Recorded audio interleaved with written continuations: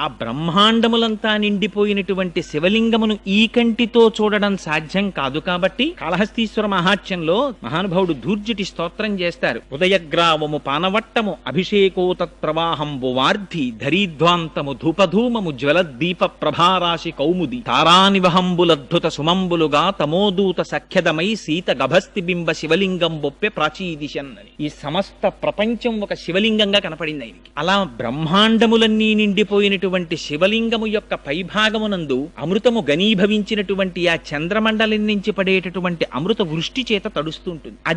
అది చల్లగా ఉంటే సమస్త ప్రాణులు చల్లగా ఉన్నట్లు లెక్క, సమస్త బ్రహ్మాండములలో ఉన్నవారు సంతోషంగా ఉన్నట్లు లెక్క. అందుకే శివలింగం మీద ధారాపాత్ర అని ఒక పాత్ర పెట్టి దానిలో నీరు పోసి దానికి కింద రంధ్రమేర్పరిచి సర్వకాలముల యందు దాంట్లోంచి జలములు జారి శివలింగం మీద పడేటట్టుగా ఏర్పాటు చేస్తారు. ఆ శివలింగం చాలా ఆశ్చర్యకరమైనటువంటి స్వరూపం. అసలు అది రూపముతో కూడినటువంటిది అందామా అంటే దానికి కళ్ళు లేవు, ముక్కు లేవు, చెవులు లేవు, నోరు లేదు. పోనీ రూపము లేనివాడు అరూపి, అసలు ఏమీ రూపం లేదండి అందామా, ఆయనకి రూపం లేకుండా లేడు. ఏదో ఒక లింగ స్వరూపం అని ఒక స్వరూపం ఒకటి ఉంది. పీఠం అంబమయం సర్వం శివలింగైశ్చ చిన్మయం సాకారంచ నిరాకారం నిర్గుణంచ గుణాత్మకం తత్వం తత్పరమం బ్రహ్మ ఇది వేదాంత డిండిమహ అంటారు శంకరాచార్యుల వారు వేదాంత డిండిమల్లో. ఆ కింద ఉండేటటువంటి పీఠమంతా అమ్మవారు, పైన ఉండేటటువంటి చిన్మయ స్వరూపమే పరమశివుడు. వాళ్ళిద్దరూ విడివడి ఉండేటటువంటి స్వభావం ఉన్నవారు కారు, సర్వకాలముల యందు ఒకరితో ఒకరు కలిసి ఉంటారు.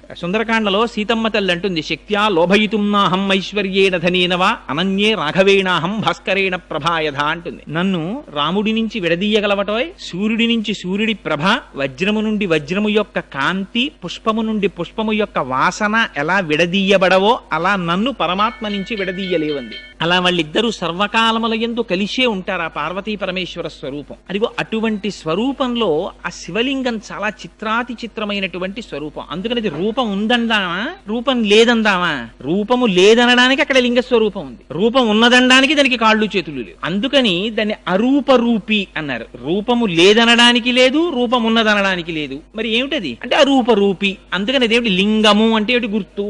అనంత కోటి బ్రహ్మాండములు నిండిపోయినటువంటి పరమాత్మని మీరు దేనితో చూపిస్తారు? చూపించడం కుదరదు. అందుకని లింగియా ఒక గుర్తు పెట్టారంటే ఇదే పరమాత్మ అని అభిషేకం చేస్తున్నారు. అందుకే ఉపాసన దగ్గరికి వెళ్ళేటప్పటికి లింగోపాసన ఒక స్థాయి పైన ఉంటుంది. ఆ ఉపాసకులని క్రింది స్థాయి ఉపాసకులు చెనకడం కష్టం. అందుకనది లింగోపాసనం అనేటటువంటిది సామాన్యమైనటువంటి విషయం కాదు. ఆయనే సాకారమూర్తిగా ఉన్నప్పుడు సాంబ సదాశివుడై దర్శనమిస్తారు. సా అంబా అమ్మవారితో కలిసినటువంటి వాడై సగుణాకారంబుగా చూపవే చిన్నీరేజ విహారమత్త మధుపా శ్రీకాళహస్తీశ్వర అంటాడు ధూర్జటి. స్వామి ఈ కన్నులతో చూడడానికి వీలుగా అమ్మవారితో కలిసి నాకు దర్శనం ఇవ్వవా అని అడుగుతాడు. అదిగో అలా కనపడినటువంటి స్వరూపాన్ని సాంబశివుడని పిలుస్తారు. అమ్మవారితో కలిసి ధవళవపుషమిందోర్ మండలే సన్నివిష్టం భుజగబలయహారం భస్మ దిగ్ధాంగదేహం మృగయ పరశు పాణిం చారు చంద్రార్థమౌళిం హృదయ కమల మధ్యే సంతతం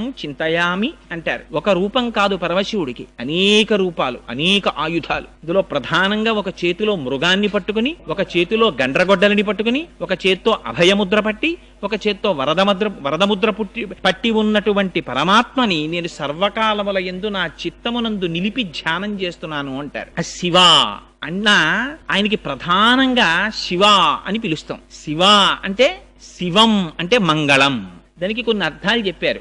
మంగళము, కళ్యాణము, శ్రేయస్సు, భద్రము, ఈ అర్థములతో కూడినటువంటి మాటకే శివం అని పేరు. కాబట్టి శివ అంటే ఏమిటి? ఎక్కడెక్కడ శుభం కావాలని కోరుకుంటున్నారో అక్కడ శివారాధన జరిగి తీరవలే. ఎక్కడెక్కడ కళ్యాణము కావాలనుకుంటున్నారో అక్కడక్కడ శివారాధన జరిగి తీరవలే. ఎక్కడెక్కడ మీరు కళ్యాణము, భద్రము, శ్రేయస్సు, క్షేమము, యోగము, శాంతి వీటిని కోరుతున్నారో అక్కడక్కడ శివాభిషేకం జరుగుతూనే ఉండాలి. అందుకే పుట్టకోడిని నక్షత్రంలో పిల్లవాడు పుట్టాడండి, శివాభిషేకం చేసుకోండి. ఏమండి దుర్నిమిత్తములు కనపడుతున్నాయి, శివాభిషేకం చేసుకోండి. జాతకంలో రాకూడని గ్రహం వచ్చింది, పరమేశ్వరుడికి అభిషేకం చేయించుకోండి. నారుద్రో రుద్రమర్చయేత్. ఆయన్ని న్యాసం చేసుకుని, ఆవాహన చేసుకుని అప్పుడు కూర్చుని శివాభిషేకం చేస్తారు. అదిగో అంత పరమ పవిత్రమైనటువంటి ఆ శివ అన్న నామం ఆయన సర్వకాలముల యందు శ్రేయస్సును చేకూరుస్తాడు. ప్రధానంగా విష్ణు భగవానుడి గురించి కీర్తించినటువంటి భాగవతంలో వ్యాస భగవానుడు ఒక కథ చెప్పారు. దేని గురించి చెప్పారు? దక్ష ప్రజాపతి చేసినటువంటి నిరీశ్వర యాగం గురించి చెప్పారు. అందరినీ పిలుస్తాను, శివుడు మాత్రం అక్కర్లేదన్నాడు దక్షుడు. చేసుకోమన్నారు. అడ్డెవరు వస్తారు? చేసుకో, దానికి ఉంది, నీ ఇష్టం, చేయమన్నారు.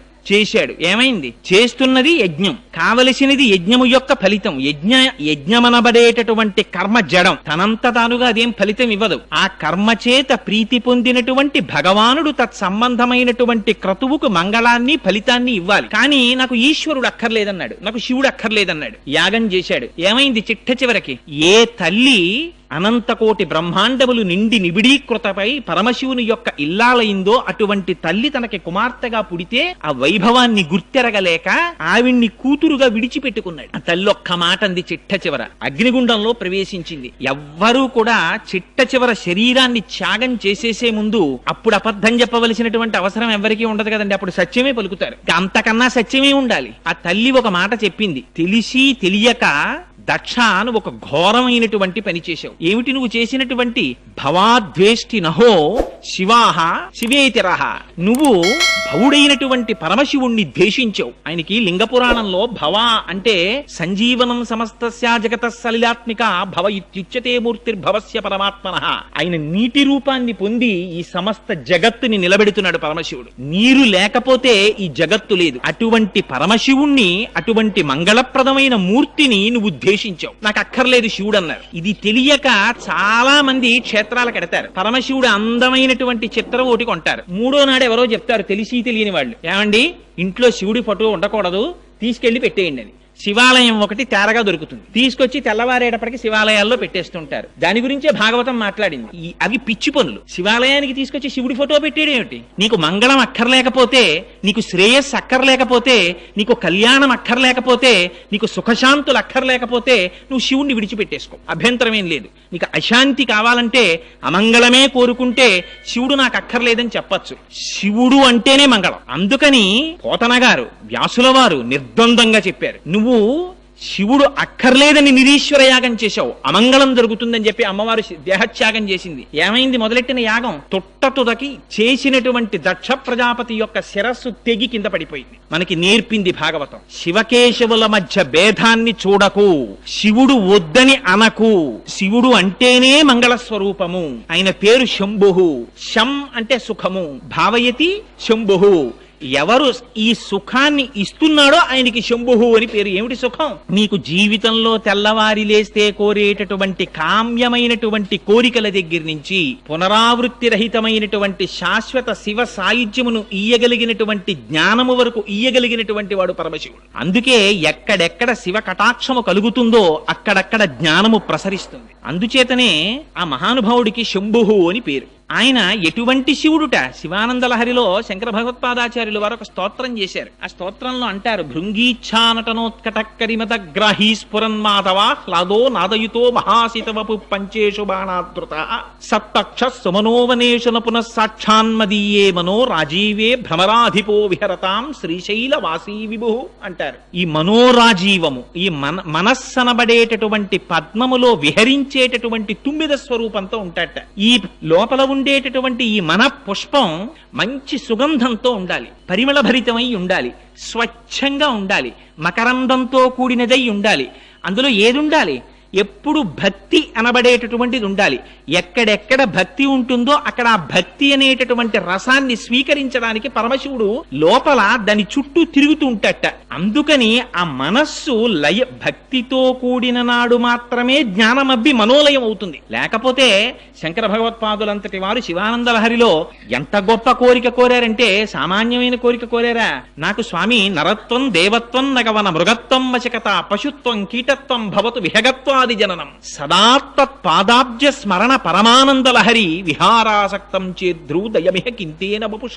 ఏ శరీరం వచ్చినా నాకు బాధ లేదు. నేను పక్షినైపోని, పిట్టనైపోని, పురుగునైపోని, కొమ్మనైపోని, కొండనైపోని, చెట్టునైపోని, పుట్టనైపోని. శరీరం దేని వల్ల వస్తుంది? శరీరం చేసుకున్నటువంటి ప్రారబ్ధ కర్మను అనుసరించి వస్తుంది. కానీ భక్తి మాత్రం పరమశివుని యొక్క అనుగ్రహం లేకుండా భక్తి రమ్మంటే రాదు. ఏమంటే రేపటి నుంచి నేను భక్తి చేస్తానండి, అది చేయడానికి ఎక్సర్సైజ్ ఏం కాదు. అది ఆ భక్తి ఏర్పడడం కూడా భగవంతుని యొక్క అనుగ్రహం ఉంటే తప్ప భక్తి ఏర్పడదు. ఆ భక్తి నిజంగా తాదాత్మ్యతతో కూడినటువంటి భక్తి ఏర్పడిందా, దాని నుంచి విడిపడడం కూడా చాలా కష్టం. ఎందుచేత రామకృష్ణ పరమహంసకి పట్టిన పిచ్చి నాకెప్పుడు పడుతుందో అని ఏడిచారు చాలా మంది. ఎంతమందికి ఏర్పడుతుంది? లేచింది మొదలు పానీయంబులు త్రాగుచున్, కుడుచుతున్, భాషించుతున్, హాసలీలా నిద్రాదులు చేయుచున్, తిరుగుచున్, లక్షించుతున్, సంతత శ్రీనారాయణ పాద పద్మజుగళీ చింతామృతాస్వాద సంధానుండై మరచన్ సురారిసుతుడే తద్విశ్వమున్ భూవరా అని ప్రహ్లాదుడి గురించి చెప్పినట్టు, ఏది చేస్తున్నా పరమాత్మని గురించినటువంటి ఆలోచన సంతతము లోపల తిరిగేటటువంటి చిత్తవృత్తి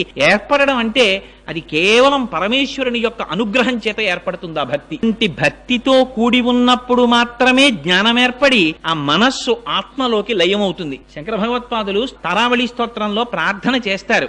శ్రీశైల శృంగే వివిధ ప్రసంగే శేషాద్రి శృంగే సదా వసంతం తమర్జునం మల్లిక పూర్వమేనం సిద్ధిం తథావిధ మనో విలయం సమాధౌ గాత్రే యదా మమలతాః పరివేశయంతి కర్ణే యదాః విరచయంతి ఖగాశ్చనీడాస్ అంటారు.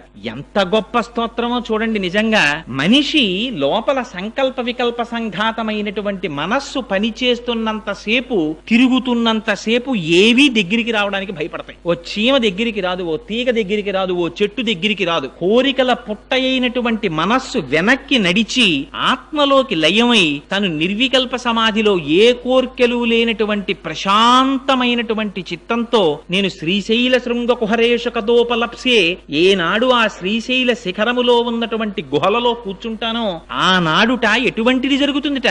గాత్రం యదా మమలతాః పరివేశయంతి. ఆ తీగ చెట్టును అల్లుకుంటుంది. ఆ పక్కనే మనం కూర్చున్నాం అనుకోండి, మన వచ్చి అల్లుకోద్దని తెలిసి వీళ్ళే వెళ్ళిపోతాడు. ఎంతగా మనస్సు లయమైపోయినటువంటి స్థితికి నేను చేరుకోవాలంటే తీగలు భయపడకూడదు నన్ను అల్లుకోవడానికి, పక్షులు భయపడకూడదు నా చెవులలో పుల్లలు పెట్టి వాటిలో గూళ్లు కట్టుకోవడానికి. అంతగా మనోలయమైపోయినటువంటి స్థితి నాకు ఆ శ్రీశైల క్షేత్రంలో ఎప్పుడబ్బుతుందో అని స్తోత్రం చేశారు శంకరాచార్యుల వారు.